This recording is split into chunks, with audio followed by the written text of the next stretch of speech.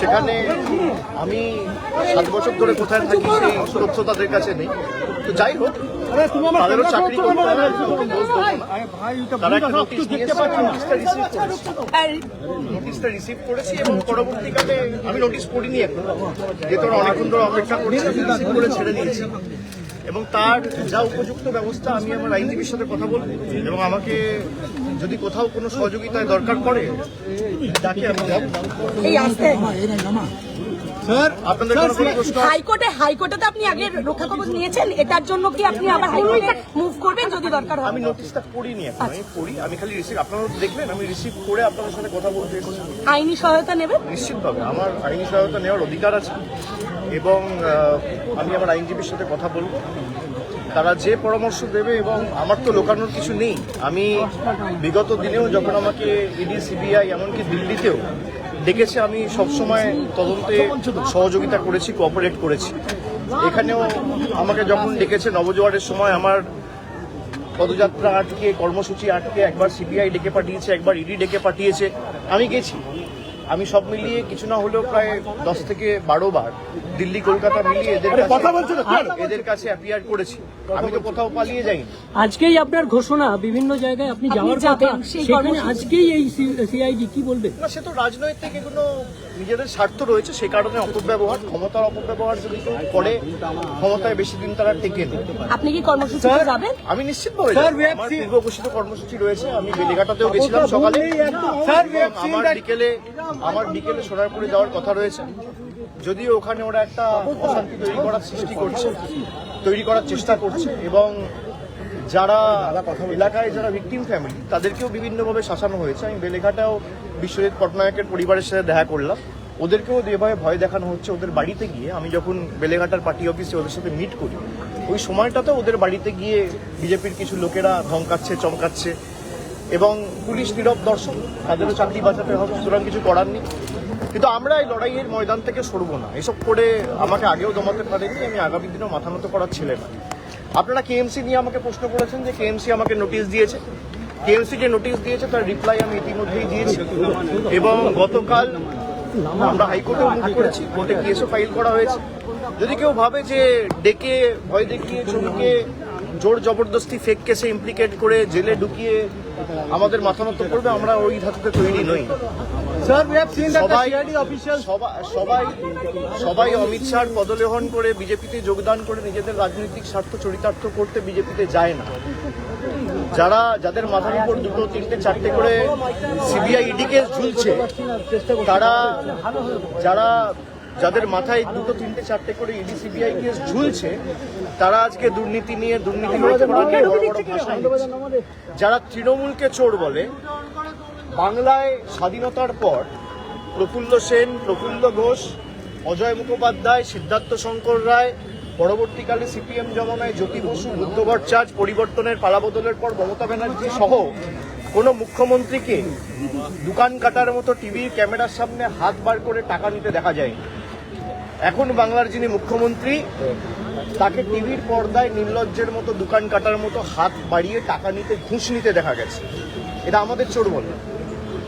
মানুষ বোকা নয়, যারা লুটপাট করে ক্ষমতায় এসছে, যেভাবে রাষ্ট্রশক্তিকে ব্যবহার করে অনৈতিকভাবে ক্ষমতায় এসছে, এর বিচার মানুষ আগামী দিন করবে, এই বিশ্বাস আমার জনগণের উপর এবং গণতন্ত্রের উপর আছে। তখন তো উনি তৃণমূলে ছিলেন, এটা উনি দাবি করেন যে তখন উনি তৃণমূলে ছিলেন যখন এই টাকা নিতে দেখা গিয়েছে।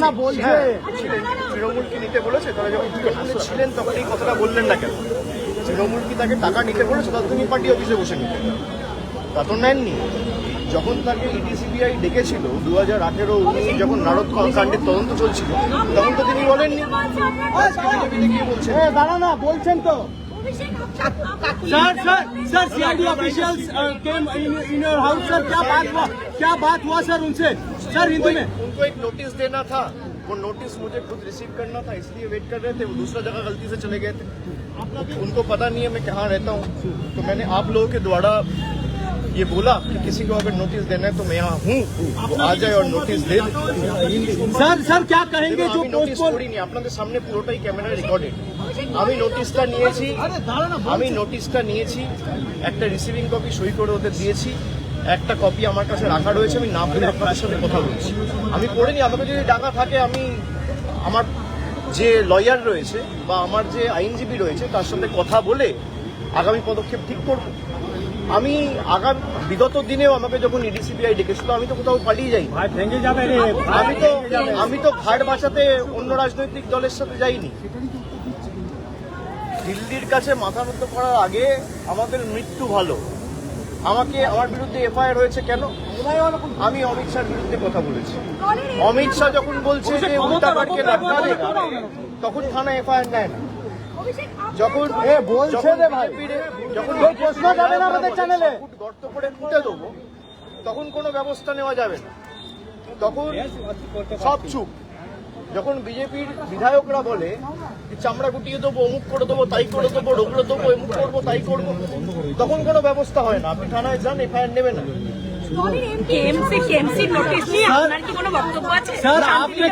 আমার থেকে শুনুন, কেএমসি একটা নোটিশ দিয়েছে যে আপনার বাড়িতে ডিভিয়েশন আছে, এবং আমাকে যে নোটিশটা দিয়েছিল ওখানে লেখা রয়েছে enclosed, please find the brief with regard to the deviation and other details.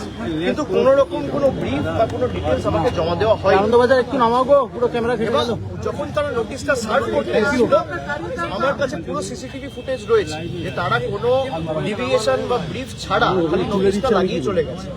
আমি তার রিপ্লাই দিয়েছি এবং আইনত আমি টেক আপ করে গতকাল হাইকোর্টে মামলা ফাইল করেছি। মামলা বিচারাধীন, কোর্টে বিচারক। सर आपके खिलाफ एफआईआर भी किया गया है अमित शाह के पर बोलने के लिए।